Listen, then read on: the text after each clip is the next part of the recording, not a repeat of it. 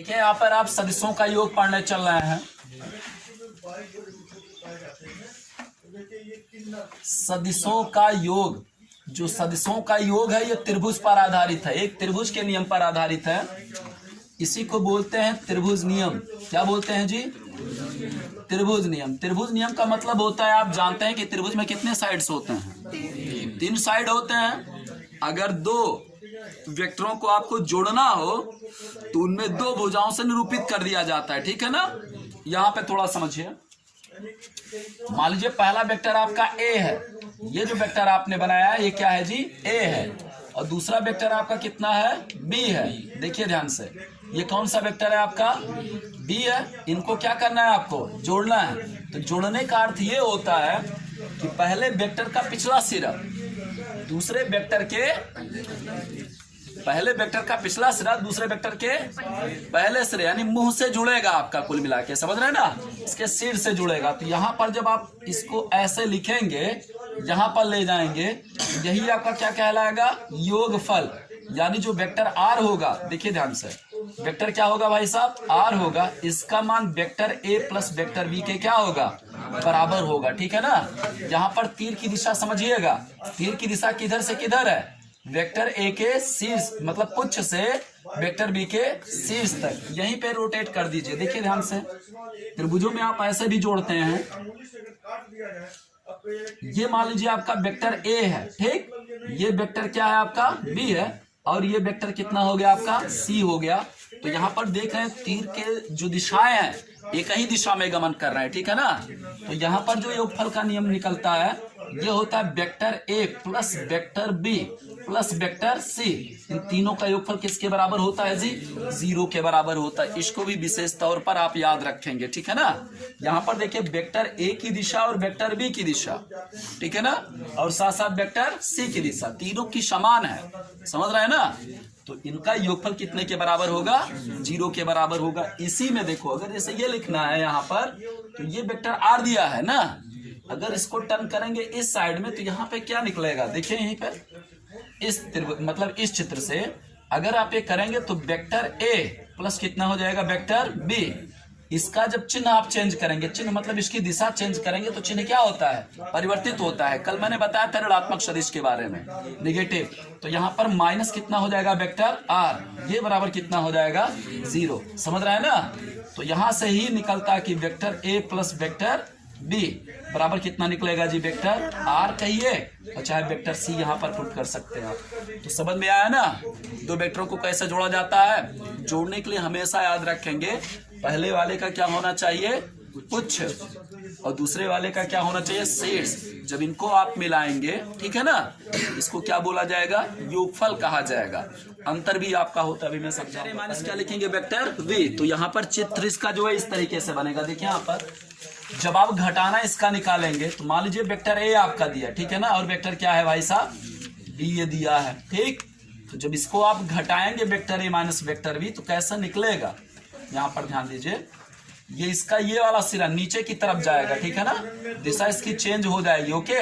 तो ये मान जो आएगा यही क्या कहलाएगा? वेक्टर ए माइनस कितना हो जाएगा? वेक्टर बी हो जाएगा, ठीक। अब इनको नाम कोई दे दीजिए, जैसे ये आपका वेक्टर ए बी, या आप मान लीजिए सी, ये बिंदु क्या मान लीजिए डी। तो ये अगर वेक्टर मतलब प्लस बी है तो ये वाली दिशा क्या हो जाएगी? माइनस कितना हो जाएगा? वेक्टर बी हो जाएगा, ठीक है ना। वेक्टर ए और माइनस यहाँ पर कितना हो जाएगा? Vector B. तो ये दोनों डिनोट जो एडी कर रहा है आपका, ठीक है ना, क्या कर रहा है भाई साहब? एडी। वो वेक्टर ए माइनस क्या बोल रहा है जी? Vector A minus vector B. यही अगला लिखिए।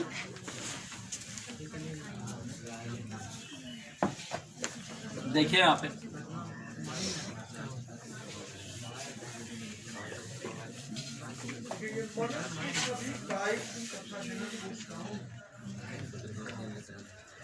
देखिए आपका कोई वेक्टर दिया गया है यहाँ पर, मानो कि सभी कायिक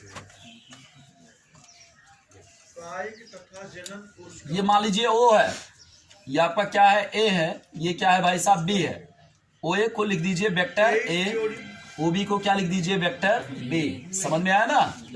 और यहाँ पर मान लीजिए ए बी को कोई बिंदु पी यम अनुपाते यन के अनुपात में क्या कर रहा है जी, काट रहा है, ठीक है ना। तो AB का जो विभाजन हो रहा है तो इसमें OP का जो स्थित सदिश निकलता है वो क्या होगा, यही आपको बताना रहता है, ठीक है ना। तो O को किससे मिला देंगे, P से। तो वेक्टर OP बराबर यहाँ पर आपका निकलेगा, यानी बिंदु P की स्थिति सदिश। OP का मतलब वो मूल बिंदु हो गया, समझ रहे हैं ना। तो यहाँ पर आप ऐसा लिख सकते हैं कि बिंदु P यानी जो विभाजित करने वाला बिंदु है उस बिंदु P की स्थित सदिश।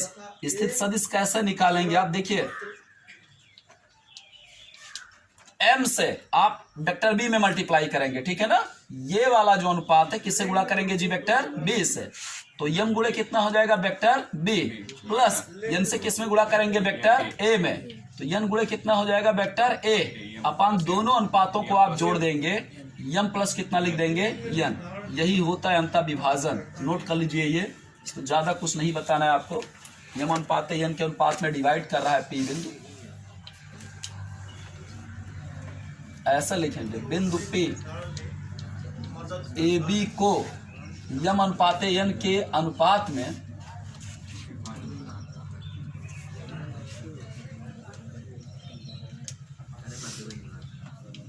मध्य बिंदु नहीं है,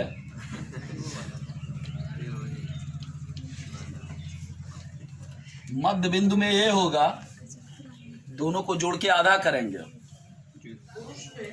दोनों वेक्टरों को, ठीक है ना। देखिए यहाँ पे आपको दिया गया है कि ABCDE क्या है, पंचभुज है। तो पांच भुजा वाली कोई आकृति बना लेंगे। ये क्या हो जाएगा, AB। ये यहां पर क्या निकाल लिया आपने, ये बिंदु क्या हो जाएगा, C हो जाएगा। इसके बाद क्या लिख दीजिए, D यहां पर लिख दीजिए, ठीक है ना। ये क्या हो जाएगा आपका D के बाद क्या हो जाएगा आपका E हो गया यहाँ पर, E यहाँ पर लिख लीजिए, ठीक। E को किससे मिला देंगे आप, E से। अब देखिए जो नाम बोला है, जिन वेक्टरों का नाम इसमें उल्लेखित है, आप तीर का निशान वैसे लगाएंगे, ठीक है ना भाई। ABCDE क्या है, एक पंचभुज है, क्या है, पंचभुज। अब वेक्टर का नाम क्या लिखा है भैया, वेक्टर AB पहले ना। तो ये देखिए ये A से किधर चल रहे हैं आप, B की तरफ। यहां पर हो जाएगा वेक्टर AB, ओके। फिर क्या बोल रहा है, हाँ, वेक्टर AE, A से E की तरफ। फिर वेक्टर B से किधर चलेंगे, C की तरफ। फिर D से किधर चलेंगे, C की तरफ, यानी D से C की तरफ मूवमेंट करेंगे, ठीक है ना। फिर क्या है, DD ना, E से कहा चल रहे हैं आप, D की तरफ। इनका योगफल कह रहा है, देखो ध्यान से, आपको सिद्ध करना है। देखो यहाँ पे vector AB plus vector AE plus vector एक क्रम से लिख लीजिए ED और प्लस वेक्टर कितना है आपका BC, यही है ना। और प्लस वेक्टर BC, B से किधर जा रहे हैं आप, C की तरफ। ये कितने के बराबर होना चाहिए, 3 गुणे वेक्टर AC, यही है ना। तो यहां पर ध्यान देंगे, किसको मिलाना है आपको, A को C से। A को किससे मिलाएंगे आप, C से। फिर देखो बालक, A से D आपका नहीं मिला है, ठीक है ना।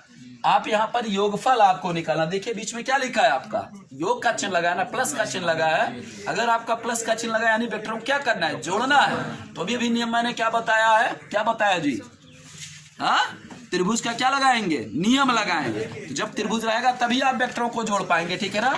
तो यहाँ पर इस नियम के अनुसार से जो दिया है उसमें केवल अभी एक ही ट्रायंगल तैयार हो रहा है, समझ रहे हैं ना। तो आप अपने स्वेच्छा से ए को किससे मिला देंगे, आप डी से मिला देंगे। किससे मिलाएंगे जी, डी से मिला देंगे। ए को डी से आप क्या करेंगे जी, मिला देंगे। तो आ जाइए लिखेंगे त्रिभुज ए बी सी में त्रिभुज योग के नियम से, ऐसा लिखेंगे सदिशों का त्रिभुज योग नियम। तो यहां पर क्या हो जाएगा, देखो यहां पर तीर का निशान देखेंगे, वेक्टर ए बी और वेक्टर बी सी, इन दोनों का योगफल किसके बराबर है, वेक्टर ए सी के बराबर है, समझ रहे हैं ना। तो यहां पर आप लिखेंगे वेक्टर ए बी और प्लस कितना लिखा है वेक्टर बी सी इक्वल कितना हो जाएगा वेक्टर ए सी। समझ में आया, इक्वेशन क्या हो गया फर्स्ट। इस त्रिभुज में आ जाइए, लिखेंगे त्रिभुज ए डी सी में ठीक है ना। या फिर आप ऐसे डायरेक्टली आप लिख लेंगे इसी प्रकार, ऐसा लिखेंगे। क्या लिखेंगे भैया? इसी प्रकार लिख दीजिए, ज्यादा कुछ करना नहीं। त्रिभुज योग के नियम से त्रिभुज ना होके आप ऐसे डायरेक्टली लिख लीजिए। लिखेंगे त्रिभुज नियम से या त्रिभुज के योग नियम, ठीक है ना। तो यहाँ पर क्या हो जाएगा? यहाँ पर वेक्टर एडी और वेक्टर डीसी, इन दोनों का योगफल किसके बराबर हो जाएगा? वेक्टर एसी के बराबर हो जाएगा। आप लिखेंगे वेक्टर एडी और प्लस कितना है आपका? वेक्टर डीसी इक्वल कितना हो जाएगा? Vector AC. समझ में आया सबको? ये क्वेश्चन क्या हो जाएगा आपका? सेकंड। एक अन्य त्रिभुज आपका बन रहा है, बच रहा है ये। यहाँ पर देखिए वेक्टर ए और प्लस वेक्टर ईडी, ये बराबर कितना हो जाएगा? एडी। तथा आप लिख लेंगे ऐसे वेक्टर ए ई और प्लस वेक्टर कितना है? ईडी, ये बराबर कितना हो जाएगा आपका? बराबर वेक्टर एडी। ये क्वेश्चन क्या हो जाएगा आपका? थर्ड हो जाएगा। तीनों को क्या करेंगे आप? जोड़ लेंगे। आप लिखेंगे समीकरण फर्स्ट प्लस क्या लिखेंगे? सेकंड, और प्लस क्या हो जाएगा? थर्ड से, ठीक है ना। इन तीनों समीकरणों से आप क्या लिखेंगे? देखिए जोड़िए, बायां पक्ष में जोड़ दीजिए, दाहिना पक्ष दाहिने पक्ष में। तो यहां पर देखिए क्या लिखा है? यहां पर वेक्टर ए बी और plus vector B C plus यहाँ पर देखिए क्या लिखा है? वेक्टर एडी और प्लस कितना लिखा है? वेक्टर क्या लिखा है जी? डीसी प्लस यहाँ पर आ जाइए एई और प्लस वेक्टर ईडी, ये बराबर देखिए एसी में एसी आपने क्या कर दिया है? जोड़ दिया है। तो एसी प्लस एसी कितना हो जाएगा? 2AC और प्लस वेक्टर कितना हो जाएगा आपका? एडी हो गया, ठीक है ना। तो देखिए दोनों पक्षों में एडी है ना। तो वेक्टर एडी एडी क्या हो जाएगा आपका? कट जाएगा, ठीक। तो यहां पर देखिए ध्यान से, बच क्या रहा है आपका? बोलिए। वेक्टर ए बी और प्लस वेक्टर क्या है? बीसी है, प्लस यहाँ पर क्या है? वेक्टर डीसी प्लस वेक्टर कितना है? ए ही है और प्लस वेक्टर कितना बचा आपका?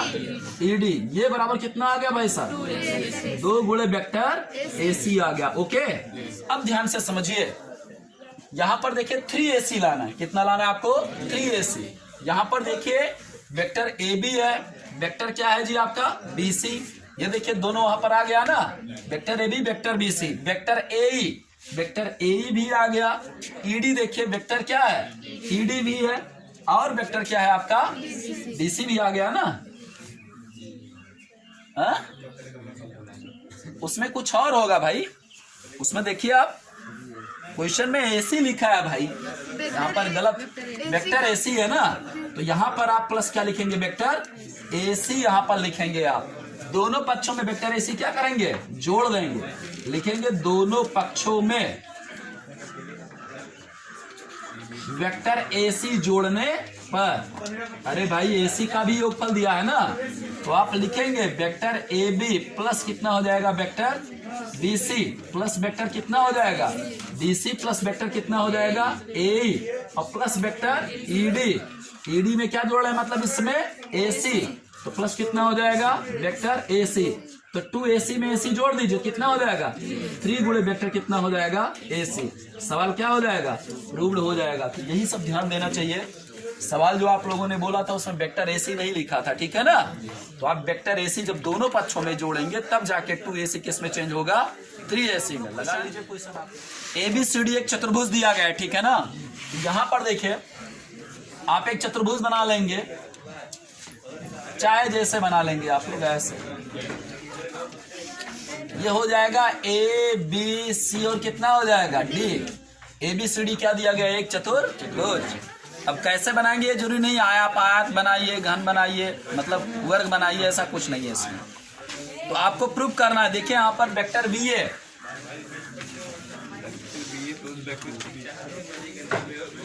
आपको सिद्ध करना है। आप लोग बोलिए क्या क्वेश्चन मैंने बोला? वेक्टर बी ए प्लस वेक्टर बी सी। देखिए यहाँ पर तीर का निशान लगाते चलिए। वेक्टर बी ए, बी से किधर जाएंगे? ए की तरफ। प्लस वेक्टर क्या बोल रहा है? B C. फिर क्या बोल रहा है? Plus vector C D. C से किधर जाएंगे आप, डी की तरफ। फिर vector D A plus vector क्या है, डी ए। वेक्टर कितना है, डी ए बराबर कितना लाना है, 2 वेक्टर बी ए 2 गुणे वेक्टर कितना है, बी ए। ध्यान दीजिए, बी से किधर जाएंगे आप, ए की तरफ जाएंगे। देखो यहाँ पर अगर आप देखेंगे योगफल के रूप में, देखो यहाँ पर सी को किससे मिला दीजिए आप, ए से। क्यों मिलाएंगे, देखो ध्यान से लड़के, देखो यहाँ पर आप देख रहे हैं कि vector B C plus vector C A ये कितने के बराबर हो रहा है, वेक्टर डी ए के बराबर। Same condition vector C D और प्लस वेक्टर डी ए किसके बराबर होगा जी, सी ए के बराबर होगा, ठीक है ना। तो आप लिखेंगे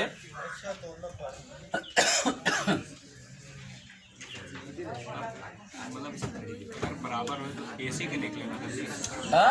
नहीं एसी नहीं, एसी के बराबर अगर आप निकालेंगे ऐसे तो ये तीर का निशान गलत हो जाएगा ना। Vector A B plus vector A C बराबर कितना हो जाएगा, वेक्टर बी सी हो जाएगा। वेक्टर बी सी आपको योगफल में नहीं लाना है। लिखेंगे सदिश योग नियम से। किस नियम से जी, सदिश योग नियम से, मतलब त्रिभुजों के सदिश योग नियम से। तो यहां पर आप क्या देख रहे हैं, क्या लिखा है जी, इसमें आप क्रम से लिखिए जी।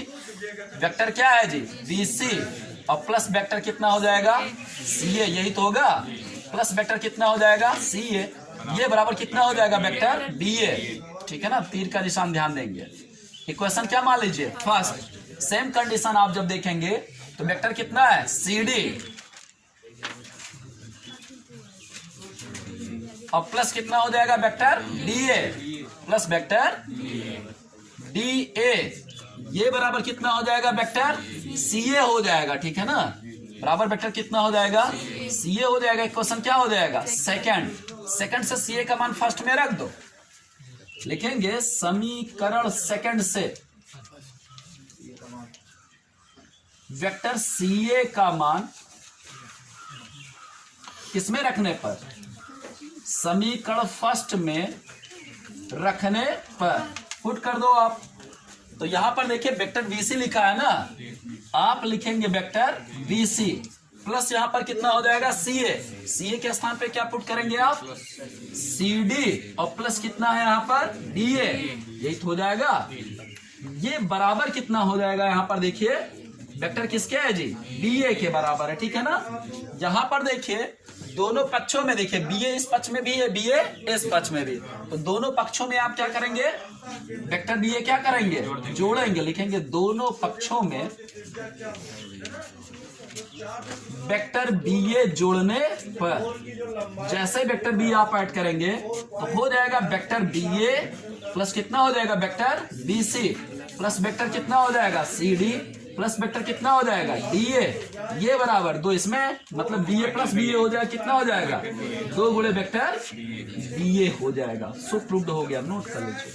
वैसे आप लगा डालिएगा पहला चैप्टर, आपको जो मिलेगा, ठीक है ना। सवाल जितना आएगा लगाइएगा, नहीं कल जो बचा रहेगा हम समझा देंगे, ठीक है ना।